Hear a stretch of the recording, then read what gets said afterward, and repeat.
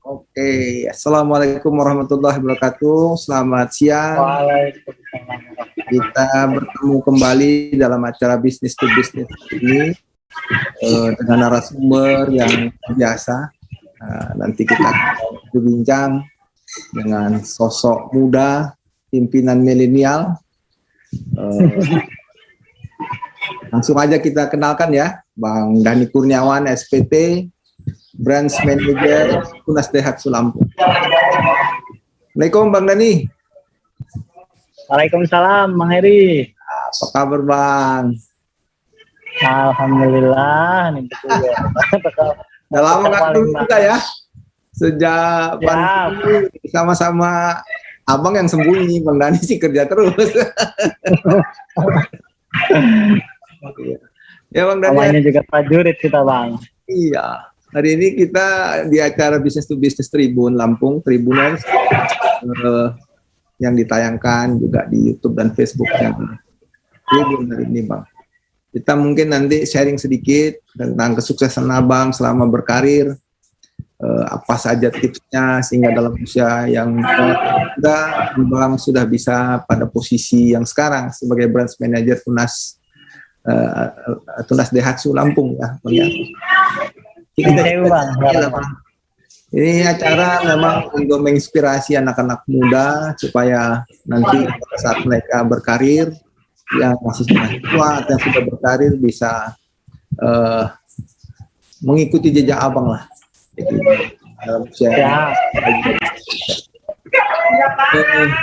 Kita mulai dari mana nih Bang? Oke, kita mulai dari ini aja. Abang yang saya dapat info kan saat ini pada cabang Tunas Daihatsu Pringsengin. Ya, benar-benar. Sebelumnya di Bandar Lampung. Tapi sebelumnya lagi ada beberapa perusahaan nih. Saya tapi di marketing terus ya Bang. Alhamdulillah, kayaknya jodohnya ke situ. Jodohnya di produksi ternak. Walaupun alumnus Unida Fakultas Peternakan ya Bang, harusnya ngurus ternak nih. Iya. Orang. Harusnya. Tapi memang jodohnya di sudut ternak mobil kayaknya Bang. Oh, kelihatan. Kayak Pak Abong. Paling lama. Pak Abong bosnya Astra dulu, bosnya Terminal Pertanian IPB nih. Oh, produk IPB juga. Oke Bang, mungkin Abang boleh cerita sedikit. Mungkin Abang mulai karir ini sejak kapan nih Bang?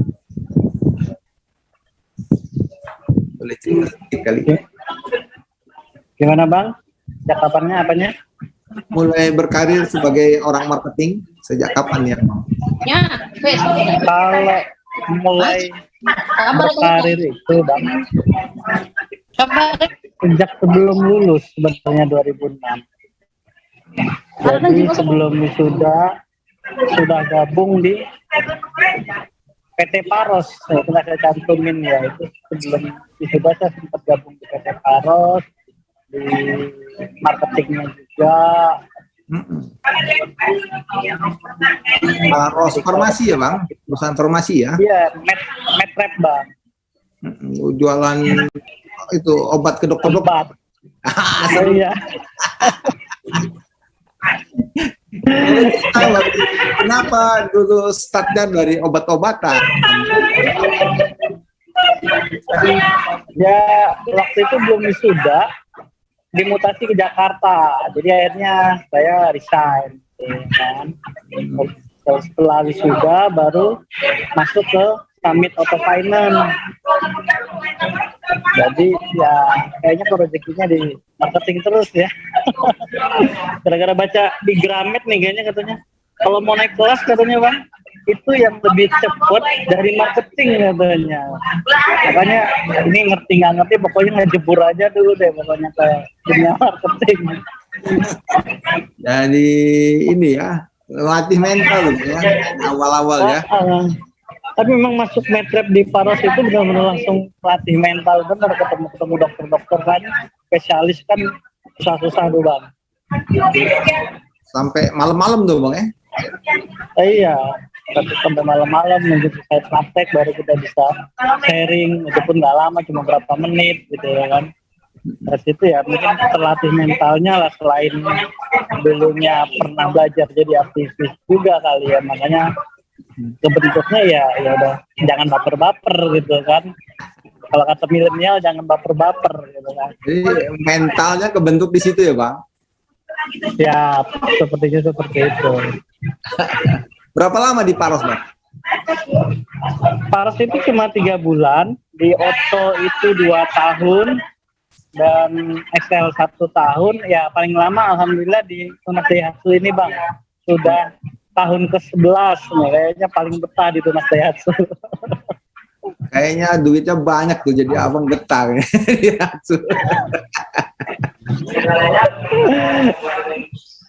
Kan kalau kata survei mengatakan bahwa yang membuat orang nyaman itu ada 3 katanya Bang. Bagaimana kita bisa bertumbuh di suatu. Kalau boleh suara abang gedein dikit nih. Kecil. Ya. Agak ada noise Bang. Agak kecil ya Bang. Ada itu ya. Ada orang di sekitar abang. Musik. Iya. Di SKP ini Bang. Nggak apa-apa. Makanya suara abang gedein aja. Apa ya? Oke. Nah itu Bang. Jadi sampai mana tadi? Oh, ada 3 hal tadi. Oh iya, 3 hal yang orang bikin betah di sebuah perusahaan katanya. Yang pertama bertumbuhnya, baik itu training maupun kesempatan karir, kemudian bagaimana dia mendapatkan benefit finance-nya, keuangannya, dan yang ketiga bagaimana lingkungan tempat kerja kita itu nyaman gitu ya kan, untuk kita bekerja. Kayaknya saya dapat 3-3-nya ini di Tunas Daihatsu gitu kan. Iya. Jadi ada 3 hal itu yang membuat orang bertahan ya. Nggak semata-mata uang kan. Tidak hanya sekedar uang gitu ya kan, tapi ada juga bagaimana bisa berkembang menjadi pribadi yang lebih baik dan juga suasana kerja yang bikin nyaman. Nah, kayaknya itu yang membuat abang betah sampai 11 tahun. 3-3-nya jadi betah. Tapi terus belajar Bang. Iya, 3-3-nya dapat ya. 3-3-nya dapat ya, kadang-kadang agak berkurang dikit ya wajar lah, namanya hidup ya kan. Iya. Oke. Mulai di Tunas Daihatsu dari posisi apa? Di Tunas Daihatsu itu mulai posisi sales coach Bang. Sales ya. Targetnya 3 bulan. Yang paling basic tuh ya. Percobaan 3 bulan. Ditanya istri, emang bisa jualan mobil? Paling 3 bulan gak jualan dipecat gitu.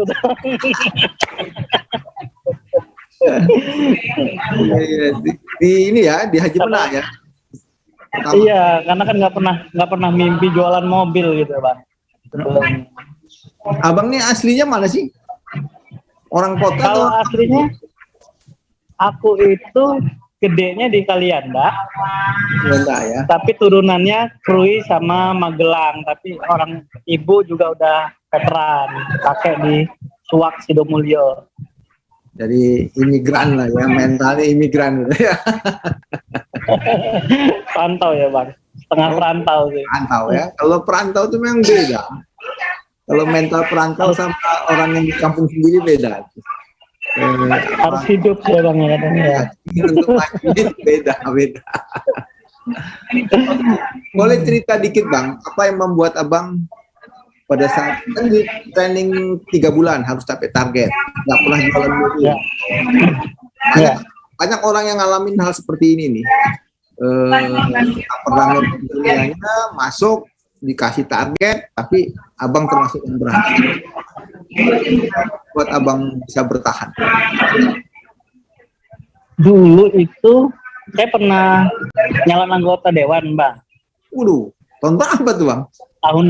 Tahun 2009 di Demokrat Kalianda. Aktivis rupanya. Aduh, mahasiswa ya.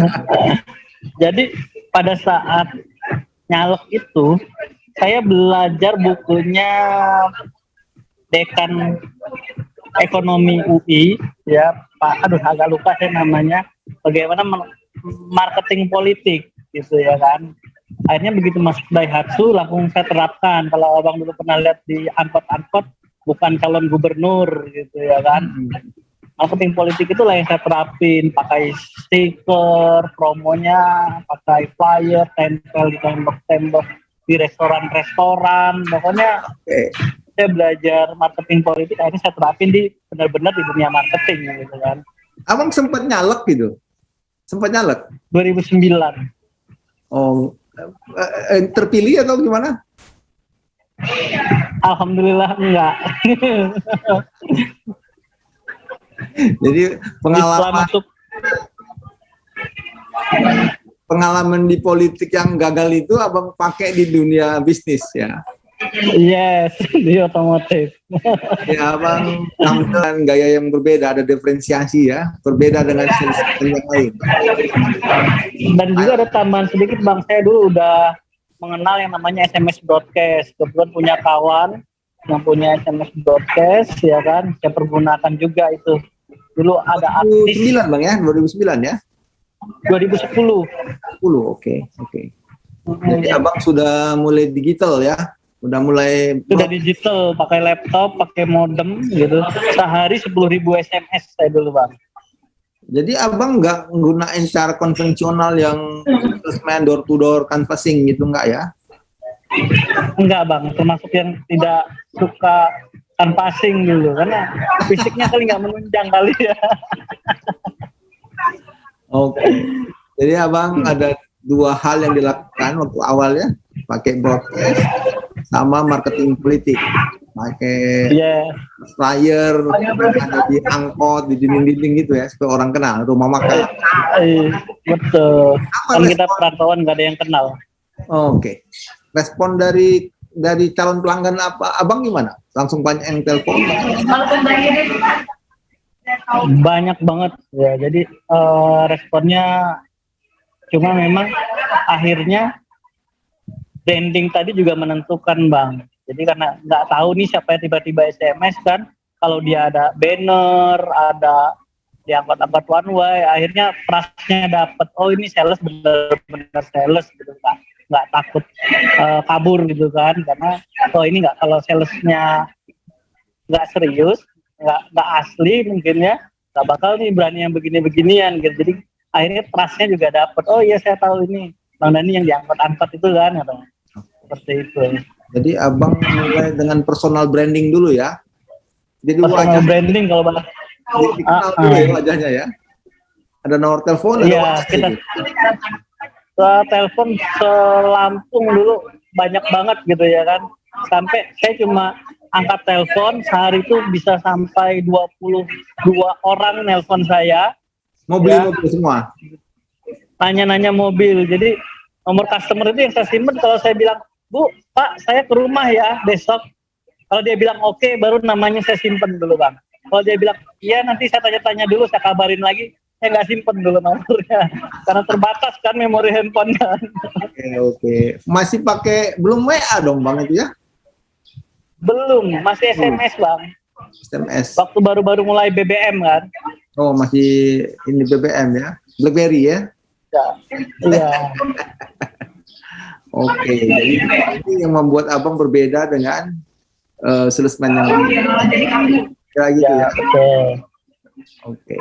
Apa lagi bang? Selain dua hal itu, saya lihat ini unik abang nih. Pakai tahun 2010, udah pakai marketing politik gitu kan? Apalagi ya? Ya kalau melihat pengalaman sih ya bang, ya memang asal kita fokus dengan pelayanan customer, pendekatan kita ya. Kalau saya bilang ke sales saya, kalau agak tua dikit cium tangannya nih, kalau udah pantas jadi on gitu ya kan. Pertemuan kedua mesti cium tangan supaya ada kedekatan pribadi gitu ya kan. Artinya dengan pelayanan kita yang baik, referensi akan jalan terus seperti itu bang. Oke. Berapa lama bang jadi salesman? Salesman itu 2010 Juli, 2012 Oktober itu sudah mulai di kader dan dipromosinya 2013 April sudah pegang tim. Di dalam Jadi 2 tahun 7 bulan ya. ya nggak sampai 3 tahun abang sudah promosi jadi Ya, karena punya pengalaman yang unik jualannya langsung ini bos langsung kasih perhatian ya. yes. Itu pun nggak pakai presentasi bang, karena nyari waktu presentasi waktu itu nggak ketemu, saya ke Jakarta nggak ketemu, akhirnya langsung jalan. Jadi apa namanya begitu dikasih tim apa yang abang lakuin kan bedanya bang kerja untuk diri sendiri sama pakai tenaga sendiri sama orang lain beda kan Ya betul. kelompok gitu. Apakah dengan menularkan skill yang sama atau abang punya cara lain? Itu juga bisa. Ya, saya pikir begini bang, ketika kita sudah menumbuhkan apa ya, kita harus jelas dulu arah sales kita itu mau kemana. Kalau bahasa keren sekarang goal settingnya masing-masing sudah ketemu, sebenarnya tanpa harus keras. Atau kalau dulu saya kenal bahasanya bagaimana memanusiakan manusia, akhirnya mereka sadar akan tanggung jawabnya sendiri. Ya saya nyamain dengan diri saya sendiri, saya pengennya ini, pengennya itu, kita kejar secara pribadi. Nah itu yang saya tularkan ke tim, bagaimana memanusiakan manusia itu bang. Oke. Itu kan abang kerja 2003 berarti sudah mulai anak-anak milenial ya bang yang abang pimpin ya. 2013 itu ya hampir mulai milenial bang, peralihan. Masuk peralihan. Oke. Apa bedanya bang mimpin tim yang milenial sama yang belum milenial? Ada beda yang tajam? Kayaknya udah banyak hasil survei ya bang ya, kalau masalah itu yang pasti tuh anak milenial kan baperan. nggak bisa kita lakukan seperti halnya kita dulu gitu ya kan. Dikerasin dikit kita semakin terpacu kalau dikerasin. Kalau sekarang kan dikerasin sedikit udah ngambek, besok nggak masuk lagi. Gimana? Ya begitu sih bedanya bang. Kita bisa rekrut apa ya sales force yang sesuai dengan harapan kita, tapi kan nggak bisa dapat seperti abang yang drive-nya kenceng ya. Anak-anak sekarang kan agak beda. Pilihnya itu bagaimana bang supaya nanti dalam perjalanannya nggak begitu susah ngedrive-nya? Ya saya kira memang pendekatannya, kalau yang pendekatan milenial ini saya juga banyak belajar dari sekolah anak saya ya bang ya. Bagaimana dari pagi itu kita jaga keceriaannya kan. Kalau di sekolah anak itu, sekolah alam itu kan keceriaan anak itu dijaga, moodnya dijaga. Ya seperti itu yang coba saya terapkan gitu ya kan.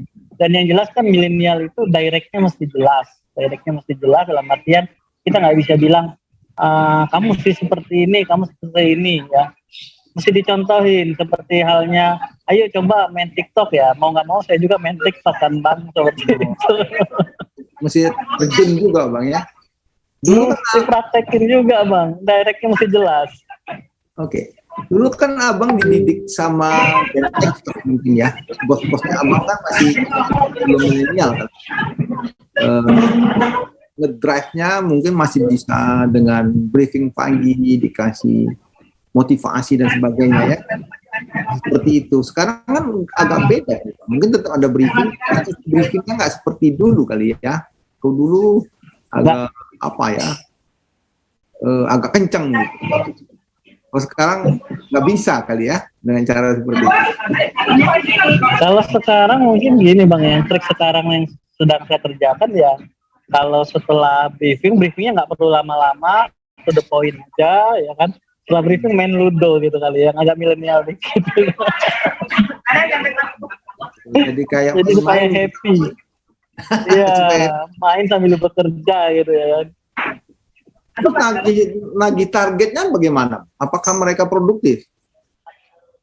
eh sambil tetap kan lebih ke sekarang kan sosial media lebih lebih sangat-sangat berperan ya Bang ya, digital marketing ya.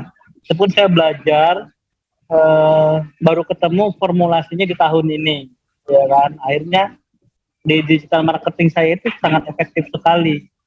Sehari itu bisa dapat prospek 3 sampai 5 orang yang tanya-tanya mobil. Dulu waktu saya di Natar itu sudah invest sampai 10 juta nggak ada hasil gitu ya kan. Ternyata ada yang perlu dikutak-atik gitu ya kan.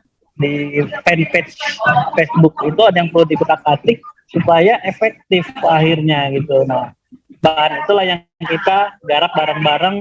Tapi kalau ada yang masih nggak suka telepon, telemarketing gitu ya kan, ya tetap cara-cara lama door to door itu kita kerjakan. Tapi kan telemarketing itu biasanya banyak rejected Bang. Orang sebel kalau ditelepon bolak-balik kan. Saya termasuk yang telepon ini kan Bang, orang asuransi, orang macam-macam lah ya, yang nawarin produk. Kita kalau 2-3 kali ditelepon memang kita nggak ada rencana beli kan. Karena kalau ini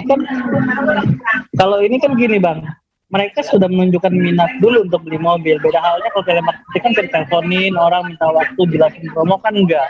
Kalau ini kan kita ciptain bagaimana orang yang butuh mobil itu menghubungin kita dulu, baru kita kolab balik seperti itu Bang. Jadi yang ngasih respon baru kita teleponin Bang ya. Yes, betul Bang. Jadi tetap pakai funneling di tempat apa? Tetap pakai funneling, kita filter semua yang bagaimana responnya. Kalau sudah tidak ada respon ya sebulan, minggu, 2 minggu sekali kita broadcast untuk remindernya, kita database-nya kita pakai. Jadi sekarang perilaku konsumen juga udah berubah ya Bang? Sudah berubah Bang, benar-benar enak sebenarnya jualan zaman sekarang itu. Kita dulu, termasuk yang di kampung saya dulu, termasuk kampung-kampung Bang. Wah sudah 2 tahun yang lalu saya bilang Instagram tidak menghasilkan gitu ya Bang ya. Kelihatan menghasilkan hanya Facebook gitu ya kan. Ternyata tahun 2000 apalagi sejak COVID ini ya, Instagram juga sudah mulai menghasilkan untuk jualan. Oke, jadi IG, Facebook yang dipakai ya? Ya siap. Sementara masih itu sosial medianya. Pakai Google Ads juga? Pakai fanpage ads ya. Fanpage Ads ya. Fanpage ads. Canggih lagi. Fanpage ads kita pakainya. Kalau pemimpinnya kayak apa, bisa matching ya sama anak buah yang milenial, bahwa mereka kerjanya cerdas ya, pakai teknologi, nggak perlu door to door lagi ya. Tetap ya balik lagi kita tekanin Bang bahwa teknologi itu tidak menghilangkan proses, hanya mempercepat proses kita ketemu prospek aja gitu ya kan. Tetap pendekatan ketika ketemu customer itu juga sangat penting, bagaimana kita cepat berbaur. Hal-hal kecil tetap saya ajarkan, misalnya kalau ketemu anak kecil gitu ya kan, kalau tidak keberatan kita gendong gitu kan. Jadi tetap ininya ya, personal touch, humanity-nya tetap ada kan? Tetap Bang, itu kayaknya memang wajib kalau untuk dunia marketing. Pendekatan approach pribadinya tetap, humanity-nya kita jalani gitu. Jadi walaupun jago ini ya main IG segala macam, kalau personal touch, communication skillnya lemah, nggak bisa sukses juga ya. Berat Bang. Begitu ketemu hanya bicara bisnis to bisnis gitu kan, wah itu juga akhirnya nggak jadi kan. Oke, Abang jadi salesman nggak sampai 3 tahun. Jadi supervisor berapa lama Bang? Supervisor itu saya dari 2013, 2016 sudah di kader Bang, sudah psikotes. Cuma penempatannya saya baru dapat 2018, 3 Januari 2018. Naik kepala cabang Januari 2018. 2 tahun menjelang pandemi. Masih 2 tahun menjelang pandemi. Oke. Akhirnya terkena pandemi, belajar lagi. Oke, kalau misalnya teman-teman kita yang sedang karir di awal-awal karirnya, dalam 6 tahun dan sedikit kepala cabang gitu ya, kurang 6 tahun. Apa saja sih apa dan skill apa yang supaya kita bisa karir seperti apa? Ya, saya kira tetap ya Bang ya, ada yang mengatakan bahwa rezeki itu di tangan Tuhan, karir itu tangan atasan ya, dan ya kan bagaimanapun kita harus menunjukkan loyalitas kita sama pengalaman saya, bagaimana kita menunjukkan loyalitas kita terhadap atasan. Beda pendapat boleh, tapi no baper, tapi kita kerjakan apa yang diminta pimpinan, ya kan. Insya Allah ya akan ada jalan, tinggal nunggu takdir aja, karena itu kan takdir kan. Dan balik lagi, dari awal saya masuk Tunas itu nggak pernah berpikir mau jadi supervisor, mau lama gitu ya, baru-baru mau jadi kepala cabang, jadi supervisor gitu ya. Berpikirnya paling ya cuma 3 bulan awalnya gitu kan. Tapi ya belajar terus. Ketika tadi baru jadi sales sudah menemukan bahwa oh ini saya udah dapat benefit banyak kok di sini, kenapa nggak kasih kemampuan saya 110% gitu ya kan dari target. Begitu jadi supervisor juga begitu, kita kasih kemampuan kita melebihi ekspektasi pimpinan kita ya pasti kita tinggal hanya menunggu takdir aja seperti itu Bang. Oke, jadi dua yang udah dapat ya Bang. Satu, loyalitas penuh ya Bang, harus loyal sama. Betul. Kedua, kasih performa terbaik, kalau bisa 110%. Bos minta 110%. Kalau diminta jualan 10, kasih 11 ya Bang ya. Kasih 11. 12. Bisa overtime. Ada lagi yang lain mungkin Bang, selain 2 hal itu? Menurut saya setuju. Kayaknya cukup itu Bang, 2 hal itu yang memang balik lagi tadi, selain kemampuan kita beradaptasi terhadap perkembangan zaman. Ini buat Tribuners semua yang sedang meniti karir, kalau pengen cepat jadi kepala cabang, 2 hal minimal. 1, loyalitas mutlak Bang ya, penuh kepada atasan.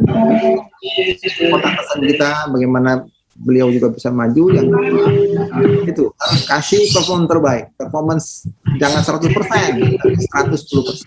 110%. Dan Tribuners yang menyaksikan acara ini nanti melakukan itu bisa sukses seperti apa, gitu ya Bang. Tapi kan begini Bang, itu sih kayaknya orang juga lakuin. Performance yang baik, tapi nggak serta-merta bisa jadi kan, karena ada persaingan. Kualitas kepemimpinan kita, personality kita juga kan dinilai. Itu ya Bang? Betul. Lagi untuk menjadi leader, untuk jadi pemimpin. Nah, menurut Abang untuk jadi pemimpin itu, apa yang harus kita siapkan? Kan tentu harus ada knowledge, ada skill yang tadi yang Abang bilang.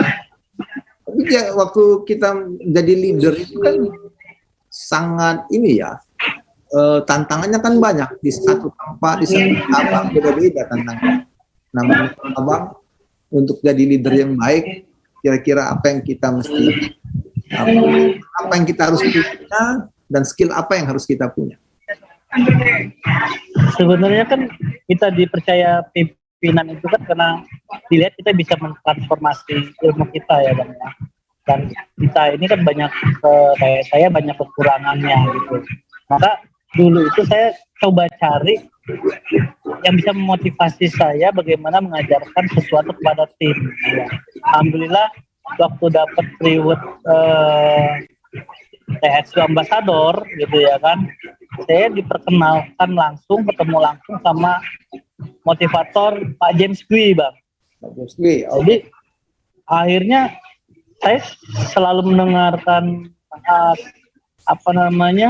motivasi dia. Oh ini belum saya kerjain. Oh ini yang perlu saya tahu. Oh di sini saya salah. Jadi balik lagi analisa diri itu yang balik lagi, mau salesman mau leader itu sangat penting bisa menganalisa kemampuan dirinya sendiri juga agar bisa berkembang lebih baik seperti itu. Jadi abang dalam training juga terapin apa yang kita dapat. James ini kan kita banyak untuk managerial skill ya. James ini. Jadi abang jalanin ini ya, praktekin. Yang karena kalau motivatornya dari Pak James itu banyak sekali yang pas dengan yang perlu kita kerjaan aplikatif di lapangan gitu ya, beda dengan motivator yang lain mungkin kita cuma bilang teori doang gitu ya kan, tapi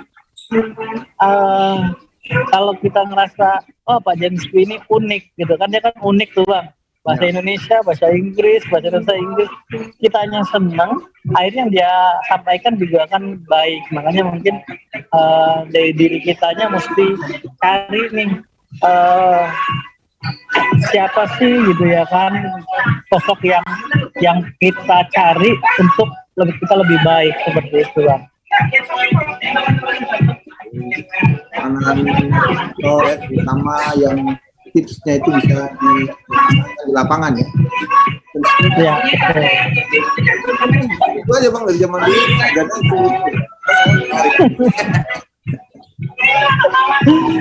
yang jelas sekarang milenial directnya mesti jelas dan dicontohin, itu sih poinnya sih Bang. Jadi walk the talk Bang ya, kita ngomong apa mesti kerjain.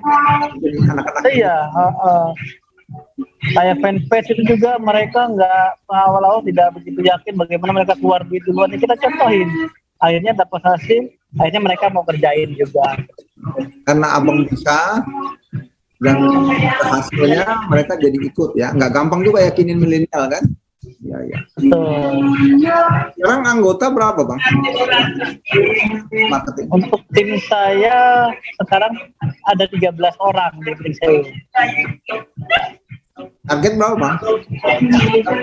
Targetnya awal-awal sih hanya diminta 15, sekarang dimintanya 30.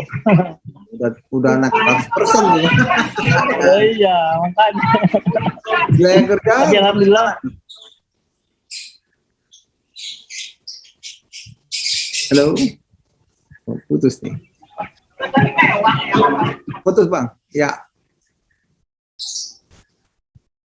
Halo. Sinyal jelek nih. Wilayah kerja sampai mana Bang? Wilayah kerja? Kalau wilayah kerja kita diminta fokus untuk garap Pesawaran, Prinseu, dan Tanggamus Bang. Oke, sampai Prinseu ke atas lah ya. Pesawaran. Iya. Garapnya sampai pesisir barat, Kampung Batlai satu jalur. Tapi fokusnya 3 kabupaten itu diminta untuk fokus area itu. Oke, di otomotif ini kan after sales-nya penting Bang. Cuma jualan kan. Jadi bagaimana kita melayani mereka suatu saat kita balik tahun lagi kita bilang. Nah itu maintenance area hubungan dengan customer itu apa yang kita cuma Bang? Hadir dulu dia maupun sekarang ada di proses. Yang pasti kalau after sales kan dari awal sih ya Bang, kita kan ada istilahnya checking 1000 ya kan, checking 1000 yang wajib masuk Bang. Jadi kita juga memang sudah siapin juga untuk workshopnya di Prinseu, udah kita siapkan jauh sebelum akan dibuka seperti sekarang gitu. 2 tahun yang lalu sudah kita siapkan after sales-nya, workshopnya seperti itu. Abang ini kan pernah jadi The Best Outlet tahun 2020 Bang ya, saat pandemi ini. Saat pandemi. Itu di Tunas Group atau Daihatsu Nasional? Daihatsu Nasional non Astra Bang. Daihatsu Nasional non Astra ya. Nah, jadi best outletnya non Astra. Keren tuh.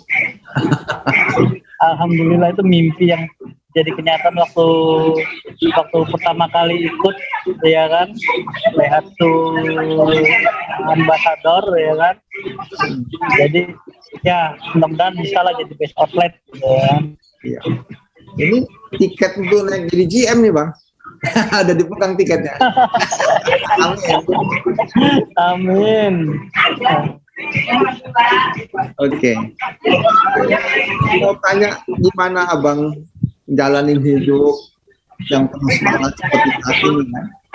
Ya, abang kan walaupun masih muda ya nggak pernah kehabisan energi, kreativitas, inovasi, terus lakuin inovasi. Dan mungkin orang lain nggak kepikiran abang lakuin. Tadi saya dikirimin abang TikTokan sama anak buah membantu kita untuk team building dan sebagainya itu. Apa abang yang ini?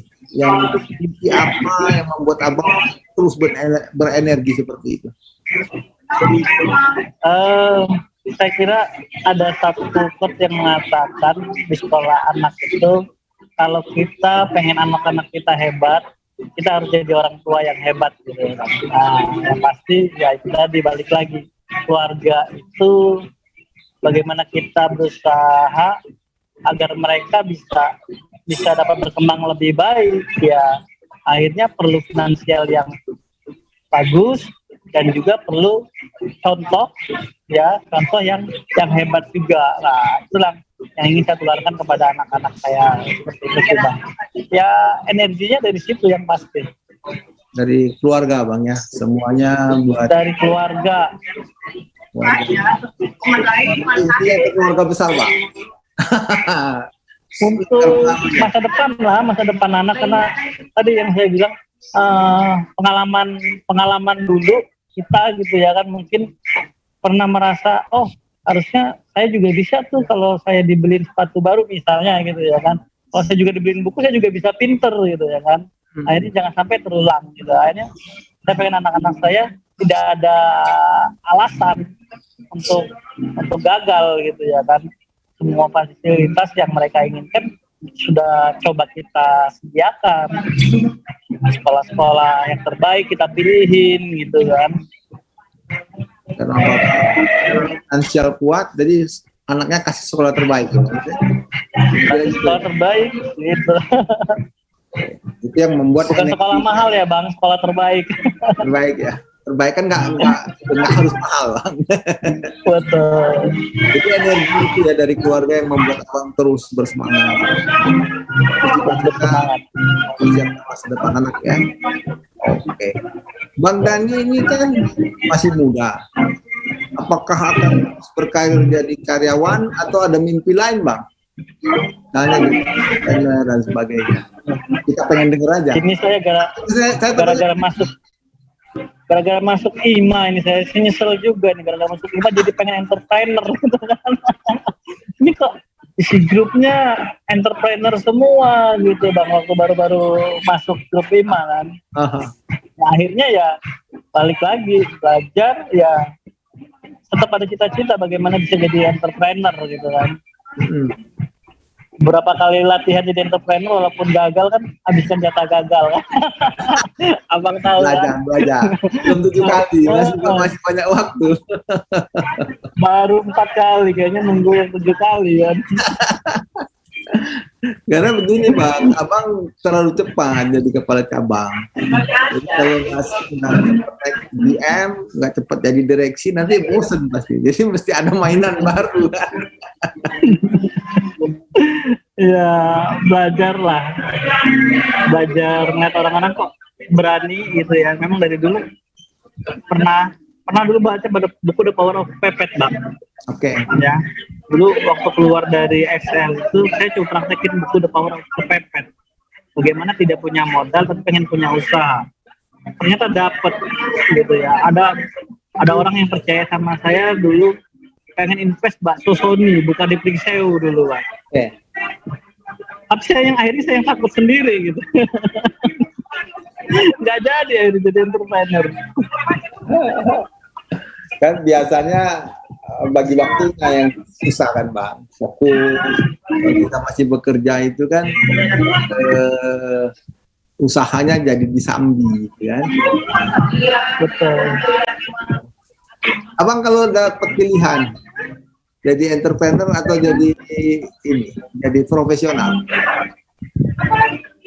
Sekarang kalau ditanya sekarang profesional. Berarti belum nekat ya, belum nekat seperti teman-teman yang lain keluar berusaha mati-matian. Belum nekat. Nah, Kayak Bang Erijal tuh, udah bagus-bagus jadi kepala cabang apa tuh di Astra yang alat berat. Terus, Aktor Nusantara, oh, posisi udah bagus. Terus tiba-tiba dia keluar, balik ke Medan jadi pengusaha. Jadi pengusaha, kan ada pandemi tapi kan? tapi saya tahu Bang kenapa Bang itu pasti jawabannya balik lagi ke keluarga Bang. Ya oke, ya. Setelah kita capai dulu kan kita kejar karir gitu ya. Setelah sampai di karir, ternyata yang lebih berharga itu adalah bagaimana kita bisa membersamai anak-anak kita dalam berkembang. Wah itu mahal banget gitu ya. Oke. Kayaknya itu alasan Bang Rizal kayaknya jadi entrepreneur. Jadi kalau abang suatu saat dipindah misalnya ke Tunas di Jawa atau di mana gitu, keluarga mesti ikut Nah, atau abang sendiri aja? kalau sekarang sepertinya kemarin udah obrolan gitu ya Bang, karena kita merasa sekolah anak-anak sudah cocok di sini, ya kita lihat nanti Bang, apakah ngikutin jejak Bang Rizal atau kita jadi PJKA. Atau sudah senekat Bang Alung tuh, Bang Siaulung, kata kita, Bang kan? Gua kalau kita gua berhenti Bang, ya itu udah repot lagi kita. udah nekat itu. Udah bulat. Iya, salah satunya kemarin juga kan saya sempat mau dipindah ke Muba itu ya pilihannya mau ke Muba atau merintis di Pringsewu gitu kan. Ya makanya saya ambil pilihan merintis di Pringsewu karena kalau di Pringsewu kan masih bisa ketemu keluarga setiap hari gitu kan. Benar, ya Bang, esensi keluarga itu penting sekali. Saya Bang, ternyata dalam perjalanan hidup saya itu memang lebih enak dekat keluarga daripada berpisah. Saya 3 tahun keluarga dia. Saya tugas di Padang, enak yang Bang, yang enak deket keluarga. Walaupun duit banyak itu tetap enak deket keluarga. Betul. Oke. Abang, udah mau sejam nih kita ngobrol-ngobrol ya. Ada quote abang nih, cuman saya agak ini nih, saya mau tanya. Dalam bentuk seperti air mengalir, bukan kemana air mengalir. Ada ceritanya. Kalau mengalir kan harusnya ikut. Nah, abang bilang kan nggak begitu filosofi abang. Mengalir air, tapi nggak mau ikut arusnya air. Gimana ini Bang?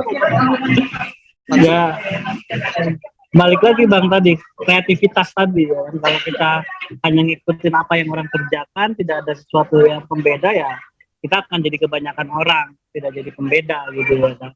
Akhirnya ya balik lagi setting goal pribadi tadi ya kan. Bagaimana kita mengarahkan air mengalir tadi yang lebih penting gitu ya kan. Bagaimana kita mengarahkan hidup kita dengan sesuatu yang kita tuju. Ya kan sekarang ada quote mengatakan hanya ikan mati yang ngikutin arus katanya kan. Kita jangan sampai jadi ikan mati tadi.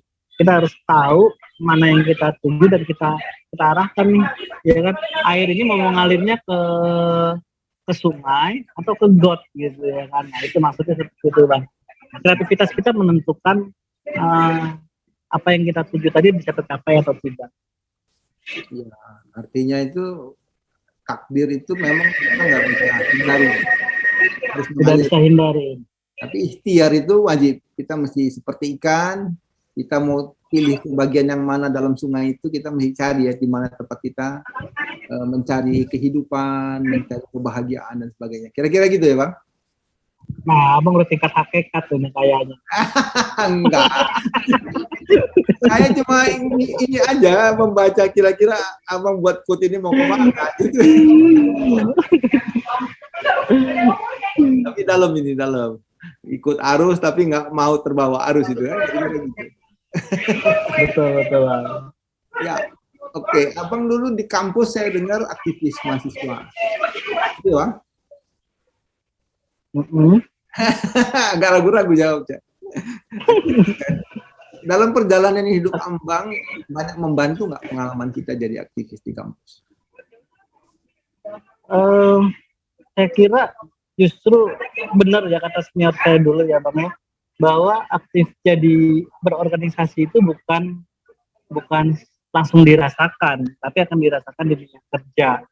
Ya, bagaimana kita menerima, mencoba berbesar hati dengan sikap-sikap orang-orang di sekitar kita, itu kan dilatihnya di kampus tadi Bang. Kalau yang mungkin tadi di kampus itu merubah saya jadi, dulu awal saya ada sosok yang baperan Bang. Jadi ketika saya tahu bahwa ini tidak baik untuk hidup saya, baper-baperan ini, saya belajar bagaimana, kalau orang bilang sekarang, bermain watak gitu ya Bang ya. Kita tersinggung tapi dilihat orang kita biasa aja gitu ya kan.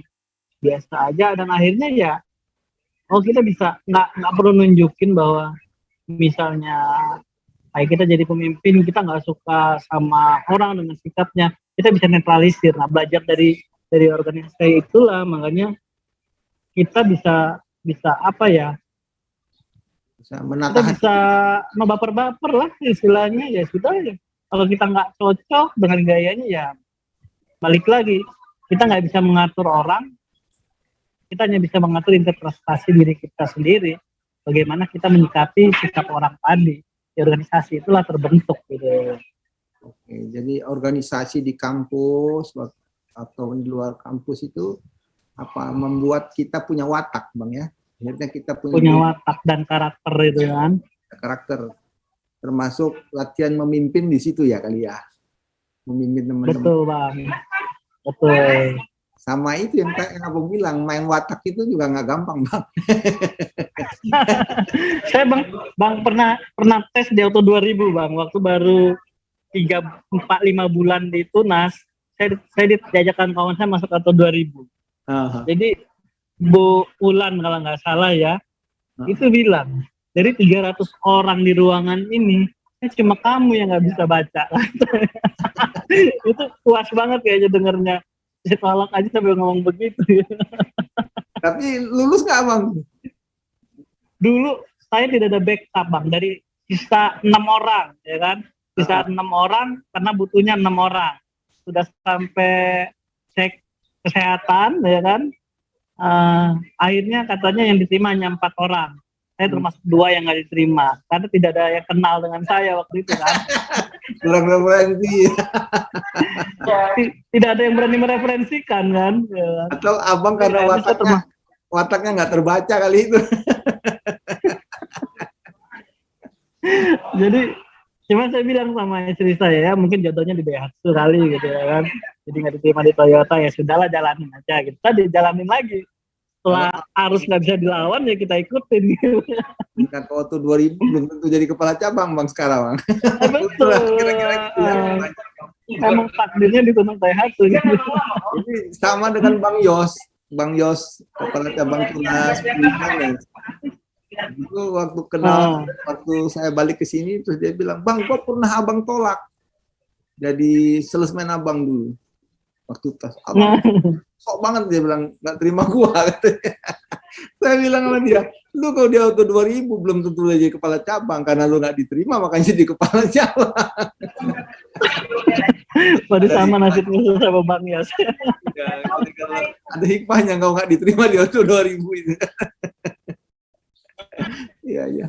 Bang, ini udah hampir habis waktu kita. Ada nggak pesan-pesan Abang buat adik-adik kita yang mau menikah, masuk Daihatsu atau perusahaan lain? Apa Abang kira-kira pesan Abang buat generasi muda sekarang? Untuk generasi muda sekarang yang pasti ya balik lagi penyakitnya milenial tadi Bang, mengenai baper-baper tadi. Bagaimanapun kerja dimanapun, kalau kita baper-baper tidak bisa menetralisir efek dari omongan orang sekitar kita, ya kan, tidak menutup telinga dengan omongan-omongan orang, akhirnya kita nggak nyaman gitu ya kan. Yang membuat kita nyaman tempat kita kerja adalah kita sendiri. Makanya kita yang menentukan diri kita sendiri nyaman atau enggak. Jangan sampai hal-hal kecil justru menghilangkan keinginan besar kita gitu. Seperti itu. Dan juga zaman milenial sekarang yang lebih berkreatif, yang lebih berkreatif dan juga semangatnya tetap terjaga, ya itu yang akan jadi Bang. Ya, ya. Jadi pesan abang buat generasi muda ya, milenial, jangan baperan ya, nggak boleh baperan.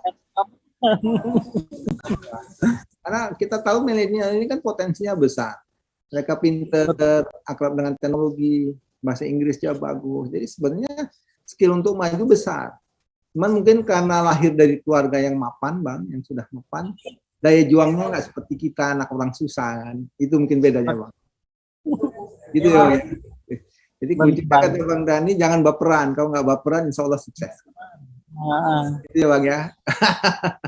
Oke, Bang Dani, makasih banyak tipsnya hari ini. Banyak sekali yang sudah kita pelajari dari Bang Dani. Mudah-mudahan bermanfaat buat adik-adik kita yang mau meniti karir. Bang Dani ini doakan nanti suatu saat bisa jadi direksi nih di Daihatsu. Wah, amin. Amin, amin dulu, Bang. Amin. Saya doakan yang sama buat Bang Doni, Ronaldo, kan sudah GM. Itu teman saya kuliah kan, udah GM. Ntar lagi abang satu level lagi udah naik direksi. Amin, amin dulu kan. Tapi abang sama Bang Doni sama-sama di Tunas punya karakter yang sama-sama unik gitu. Ada diferensiasi sendiri. Saya banyak belajar dari abang walaupun masih muda, dari Bang Doni dan teman-teman Tunas yang lain. Wajarlah mungkin sekarang Tunas itu semakin maju karena orang-orangnya hebat-hebat seperti abang.